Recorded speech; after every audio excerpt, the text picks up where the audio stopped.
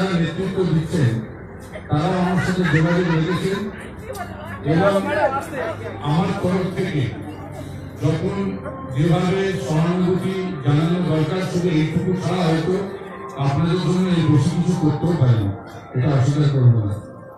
এবং এটা হচ্ছে খারাপ লাগছে যে আমি ভাবছি যখন অবস্থান হয় অনশন হয় একটা সময় আজকে যিনি বর্তমানে মুখ্যমন্ত্রী আছেন যখন বিরোধী রাজনৈতিক দলে ছিলেন তখনও দীর্ঘদিন গণতান্ত্রিক পদ্ধতিতে বিভিন্ন আন্দোলন বিভিন্ন রাজনৈতিক কর্মসূচি পালন করেছিলেন এবং কখনো অনশন হয়েছিল অবস্থান হয়েছিল।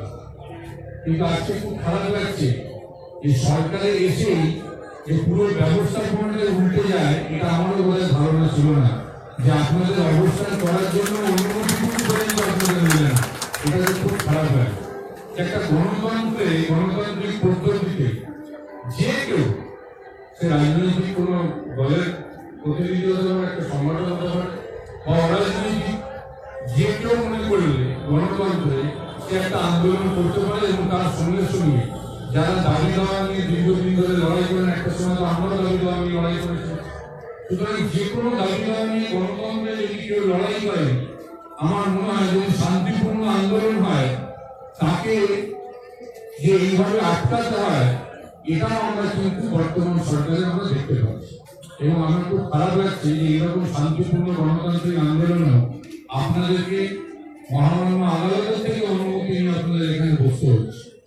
আমার এটাও খারাপ লাগছে যে কয়েকটি ভাই আমাকে কিছুদিন আগে ফোন করেছে যে দাদা যদি একটুখানি ওয়াশরুম টয়লেট অর্থাৎ বাথরুমের যদি ব্যবস্থা করা যায়, প্রচুর পুরুষ এবং মহিলারা রয়েছেন এখানে, সেই ব্যবস্থাটুকু আপনাদের করতে দেওয়া হয়নি। আমি জানি না যে যারা একটা সময় গণতন্ত্রের কথা বলতো, যারা একটা সময় গণতান্ত্রিক পদ্ধতিতে রাজনৈতিক দাবি দেওয়া আদায় শুধু নয় অরাজনৈতিক সংগঠনের সঙ্গে একসাথে মিলেমিশে বিভিন্নভাবে সহযোগিতার মাধ্যমে কথা বলতো, আজকে তারা ক্ষমতা এসে রাতারাতি এই পরিবর্তন হবে, সত্যি এই পরিবর্তনটা বাংলার মানুষ মনে হচ্ছে ঠিক মতো মেনে নিতে পারতে বলে আমি মনে করি।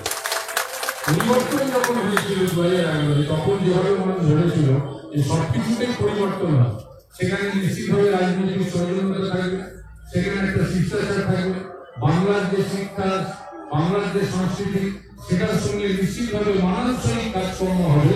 কিন্তু আমরা দেখতে পাচ্ছি কি না শুধুমাত্র একটি রাজনৈতিক দলের ছত্র ছায়ায় না থাকে, যদি একটি পার্টিকুলার রাজনৈতিক দল অর্থাৎ বর্তমানে যারা শাসক দল শুধু তাদের সাথে না থাকলে অন্যদের কোথাও আর কোন জায়গায় তাদের কোন কন্ট্রোল করা যত রকম প্রচেষ্টা সব প্রচেষ্টা এখানে চলছে। এই বাংলা তো আমরা কেউ ভাবিনি, এই বাংলার কথা তো সত্যি আমরা এখনো মনে করি। আমার এখনো মনে আছে 2010 সালে আমি ঠিক জায়গাটা মনে নেই, এই সরকার ক্ষমতায় আসার আগে এই পার্শ্ব শিক্ষকদের একটি আন্দোলন আজকে বর্তমানে যিনি মুখ্যমন্ত্রী তৎকালীন বিরোধী নেত্রী তিনি কথা দিয়েছিলেন যে রাজ্যে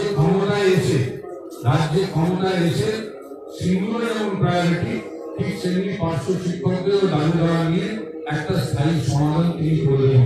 সেই ভিডিও ক্লিপিং নিশ্চিতভাবে আপনাদের প্রচুর মানুষের কাছে এখন রয়েছে এবং এটাও অস্বীকার করা যায় না যে ক্যাবিনেট মিটিং এর সিদ্ধান্ত হয়েছে যে সিঙ্গুলকে আমরা করে দিয়েছি এবং ধীরে ধীরে আমরা পার্শ্ব শিক্ষক সহ আরো যাদের যা দাবি দেওয়া আছে সেগুলো ধীরে ধীরে করে দেবো।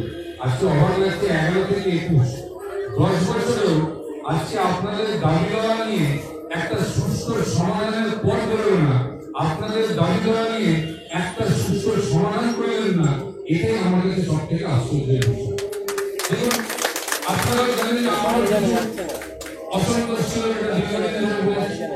বহু জায়গায় বহু কাজ করতে চেয়েও আমি চাইছি কিছু ভালো কাজ করতে, কিন্তু সেই কাজটুকু সবসময় করতে দেওয়া হতো না। আমি যেটা আগে বলেছি একটা স্থাবর পরিবেশ তৈরি হয়েছে, শুধু হ্যাঁতে হ্যাঁ করতে হবে, নাতে না বলতে হবে, শুধু যেটা আমি চাইছি সেটাই করতে হবে, আমরা যেটা চাইছি সেটা করতে পারা যাবে না। সুতরাং এই পরিস্থিতির মধ্যে যাদের আত্মসম্মান বোধ আছে, যারা মর্যাদা নিয়ে থাকতে ভালোবাসে, যারা বাংলার মানুষের সাথে কাজ করেন, তারা বেশি দিন এই অগণতান্ত্রিক পদ্ধতিতে এই অগণতান্ত্রিক ভাবে এইরকম ভালো এই শাসন ব্যবস্থার মধ্যে থাকতে পারে না। এবং আজকে আমি চাই আপনাদের কাছে এসেছি, যেমন আমি তো সত্যি বলছি মনে করি যে অস্বীকার করার জায়গা দীর্ঘদিন ধরে বলুন তো এসএসসি পরীক্ষাগুলোকে কিভাবে ঝুলিয়ে রাখা হয়েছে, টেটের কি অবস্থা হয়েছে দেখেছি। এত স্থায়ী পদ রয়েছে, আমি শিক্ষক ছিলেন রাজ্যে এত স্থায়ী পদ, যেটা নিয়ে আমি প্রথম দিন থেকে যে আওয়াজ তুলি আপনারা দেখেছেন, যেদিন থেকে আমি বাইরে বেরিয়ে আওয়াজ তুলেছি, আমার প্রথম কথা বলি, আমার প্রথম কাজ ছিল একটাই, যে বেকার যুবক যুবতী যারা রয়েছে তাদের জন্য কিছু চিন্তা ভাবনা করা।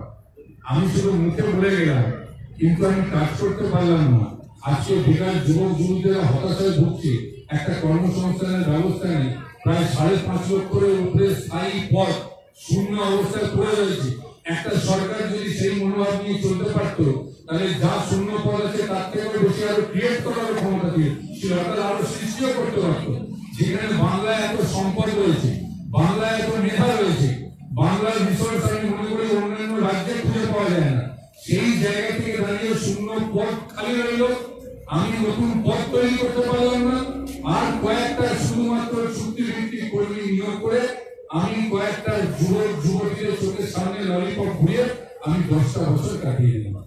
ঠিক সেই মতো আজকে শিক্ষকদের আপনারা শুধু পার্শ্ব শিক্ষক আমাকে প্রচুর দাবি দেওয়া, আমি তো দেখতে পাচ্ছি না যে কেউ খুশিতে আছে, কারণে কোথাও না কোথাও সমস্যা রয়েছে।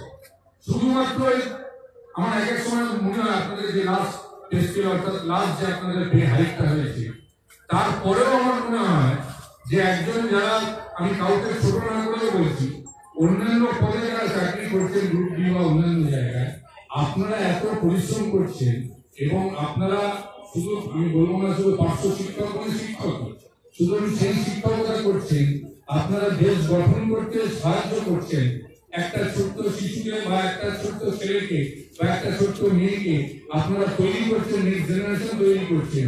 সেই জায়গায় দাঁড়িয়ে আপনাদের সংসার চালাতে গেলে যে মিনিমাম যে রোজগারটুকু দরকার, মিনিমাম যে আয়টুকু দরকার, সেইটুকু থেকে আপনারা বঞ্চিত হচ্ছেন। এবং আপনাদের যা বর্তমানে আপনাদের যা আয় বা যা মাইনে, সেটা নিশ্চিতভাবে অন্যান্য গ্রেডের যারা করছেন চাকরি, আমি কাউকে ছোট না করে বলছি, তার থেকেও কম। এই বৈষম্য কেন হয়? এই বৈষম্য তো থাকার কথা না।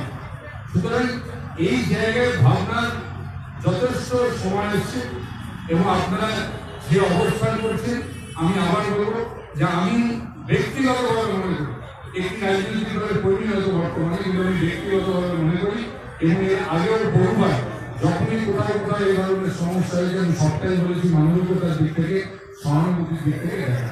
কেন্দ্রীয় সরকারও আপনাদের জন্য যে বরাদ্দটা দিয়েছে, আমি দায়িত্ব নিয়ে বলতে পারি, সেই বরাদ্দের অংশটুকু যদি আপনারা ফেলেন তাহলে অনেকটা দুঃখ আপনাদের বুঝে যেত, কিন্তু সেটাও আপনারা এবং কেন্দ্রীয় সরকারের সঙ্গে সহযোগিতা করে যে আরো কিছু প্রাপ্য আদায় করা যেত, এটা আমি বারবার বলছি। একদিকে যেমন বলছি যে আপনাদের হতাশা, পার্শ্ব শিক্ষক থেকে শুরু করে আপনাদের হতাশা, বেকার যুবক যুবতীদের হতাশা, যারা অন্যান্য রাজ্যে চলে যেতে বাধ্য হচ্ছে, এখানে এত কিছু দক্ষতা যোগ্যতা শ্রম, এত ভালো কিছু মর্যাদা থাকার পরে, এত রিসোর্স থাকার পরে, আর সেখানে কি হচ্ছে যে প্রতিহিংসার মতো একটা আচরণ।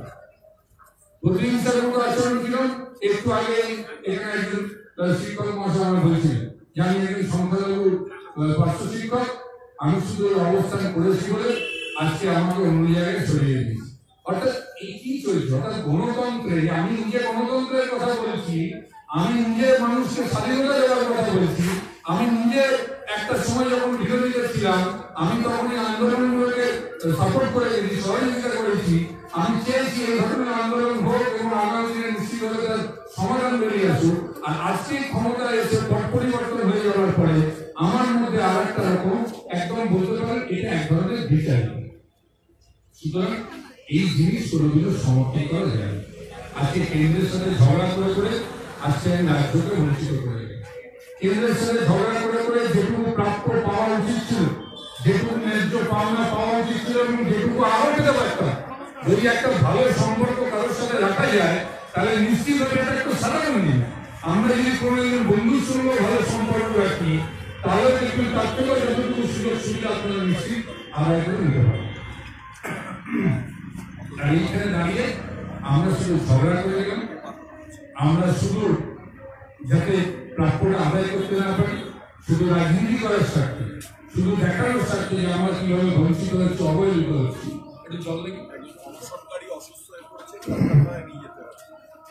একজন অসুস্থ হয়ে পড়েছেন বলে দেখুন, একজন অসুস্থ হয়ে পড়েছেন। আমাদের যে অটোটা আমাদের গণসরকারের ডাক্তারখানায় নিয়ে যায়, সেই অটোটা এই মুহূর্তে নেই। আমি দাদাকে অনুরোধ করবো যদি একটা গাড়ি নিয়ে আমাদের আমার একটা গাড়ি আছে, আমার যে গাড়িটা আছে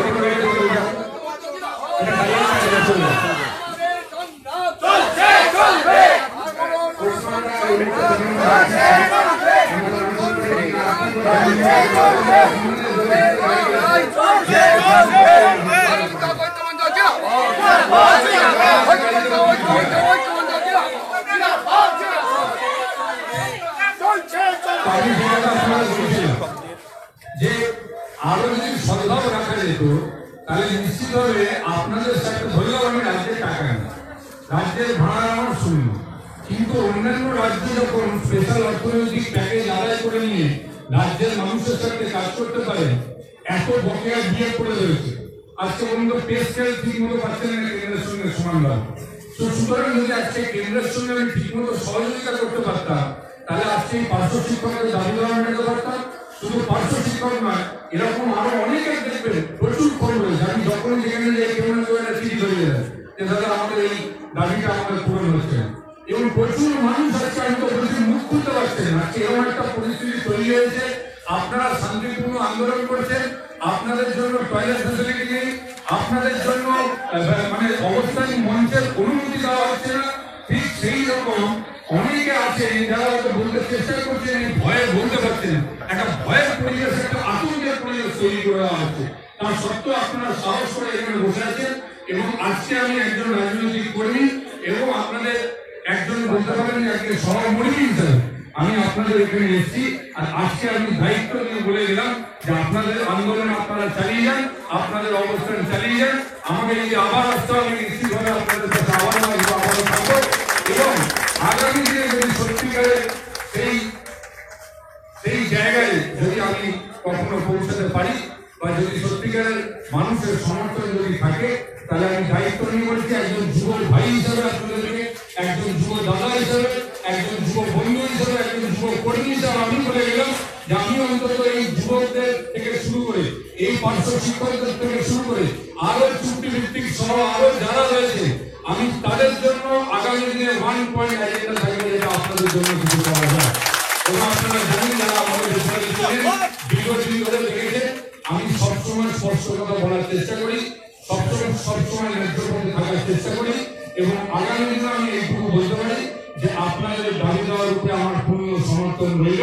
এবং প্রথম দিন এই সরকার যদি আমি এবারে বর্তমানে আছি, সামনে নির্বাচন আছে, যদি সরকার আছে, আমার নিশ্চিতভাবে কাজ হবে আপনাদের জন্য, নিশ্চিতভাবে আপনাদের জন্য। শুধু এরকম যত মানুষদের জন্য যেখানে যেমন বিয়ে পাচ্ছেন, যারা চুক্তিভিত্তিক কর্মচারী, যাদের সাহিত্যের কোনো ব্যাপার নেই, স্থায়ী চাকরি এবং শিল্প থেকে শুরু করে বহু বিষয় আছে, সার্বিক বাংলার উন্নয়ন, এইগুলোকে নিয়ে জেনে রাখবেন কেন্দ্রের সঙ্গে তাদের ঝগড়া করে হলেও আগামী দিনে বাংলার সাথে রাজীব বন্দ্যোপাধ্যায় আপনাদের জন্য লড়াই করবেন। এইটুকু আপনাদের সুতরাং আপনারা ভালো থাকুন। হয়তো এর থেকে বেশি আর কিছু দেওয়ার মতো আমার ক্ষমতা আজকে নেই, আপনাদের পাশে দাঁড়ানো ছাড়া হয়তো আর কিছু বলার মতো আমার কিছু নেই। কিন্তু আমার আবার বলছি যে আমি পুরো সহানুভূতি রয়েছে এবং নিশ্চিতভাবে আমার উপরে একবার ভরসা করে আপনারা দেখুন, একবার আমার উপরে ভরসা করে দেখুন যে আগামী দিনে যদি সেই জায়গা পাই, আমি নিশ্চিতভাবে আপনাদের পাশে থেকে করবো, নতুবা আমি সেই জায়গায় ছেড়ে আপনাদের পাশে অবস্থান নিয়ে আমি দাঁড়াবো। এইটুকু বলে সবাইকে ধন্যবাদ, কৃতজ্ঞতা, নমস্কার, সালাম জানাই। এবং আগামী দিনে যে কোনো ব্যাপারে আমার সমর্থন আপনাদের পাশে থাকবে, এইটুকু বলে আমার বক্তব্য।